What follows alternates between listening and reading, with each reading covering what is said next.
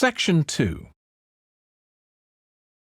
You will hear a restaurant manager talking to a small group of new staff who are starting work as kitchen assistants in a restaurant.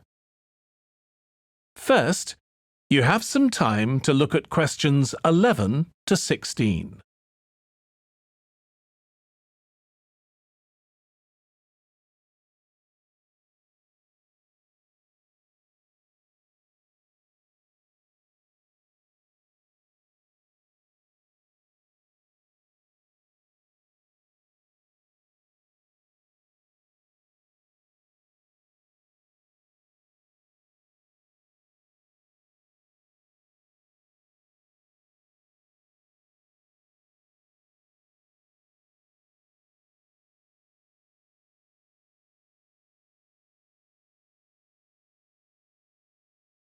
Now listen carefully and answer questions 11 to 16. Good morning, everyone. My name's Joy Parkins and I'm the restaurant manager. And I understand that none of you have had any previous experience as kitchen assistants. Well, you might be feeling a bit nervous now, but most of our kitchen assistants say they enjoy the work. OK, they might get shouted at sometimes, but it's nothing personal. And they're pleased that they have so many different things to do, which means they never get bored. And I'll tell you straight away that if you do well, we might think about moving you up and giving you some more responsibility. Right, well, you've all shown up on time, which is an excellent start. Now, I'm glad to see none of you have unsuitable footwear, so that's good. You need to be careful as the floors can get very wet and slippery. Those of you with long hair have got it well out of the way, but some of you'll need to remove your rings and bracelets. Just put them somewhere safer today, and remember to leave them at home tomorrow, as they can be a safety hazard. Now, it's going to be a busy day for you all today. We don't have any tables free for this evening and only a few for lunch. Fortunately, we've got our head chef back. He was away on holiday all last week, which meant the other chefs had extra work. Now, I'll tell you a bit more about the job in a minute, but first some general regulations. For all of you, whatever your age, there's some equipment you mustn't use until you've been properly trained. Like the waste disposal system, for example, for health and safety reasons.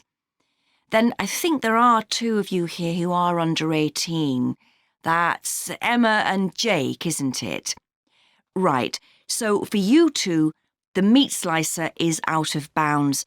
And of course, none of you are allowed to use the electric mixer until you've been shown how it works. Now, you may have heard that this can be a stressful job, and I have to say that can be true.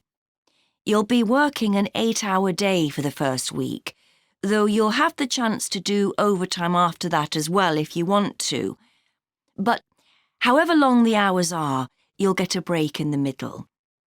What you will find is that you're on your feet all day long, lifting and carrying, so if you're not fit now, you soon will be. You'll find you don't have much chance to take it easy. When someone tells you to do something, you need to do it straight away.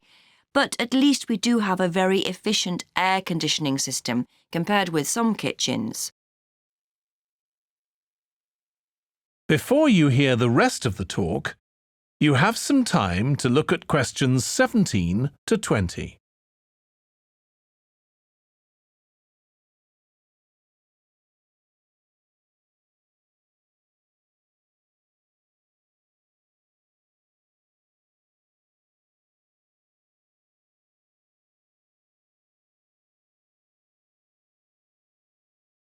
Now listen and answer questions 17 to 20.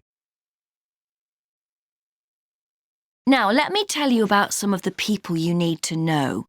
So, as I said, I'm Joy Parkins, and I decide who does what during the day and how long they work for.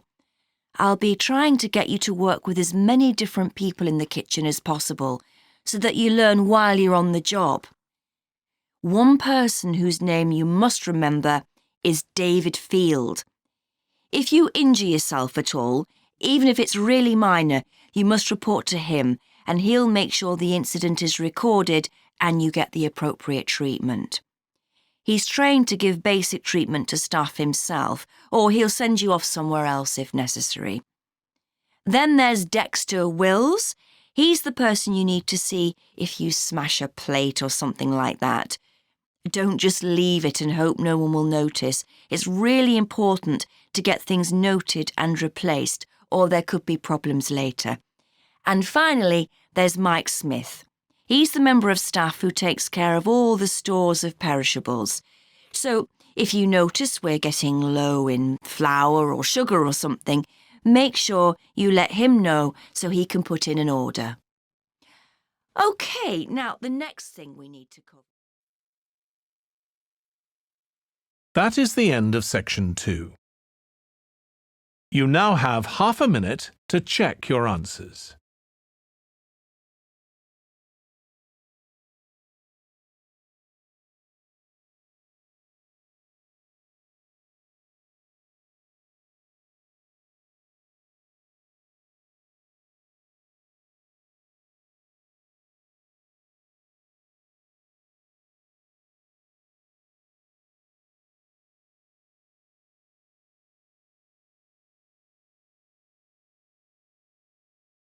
Now turn to section 3.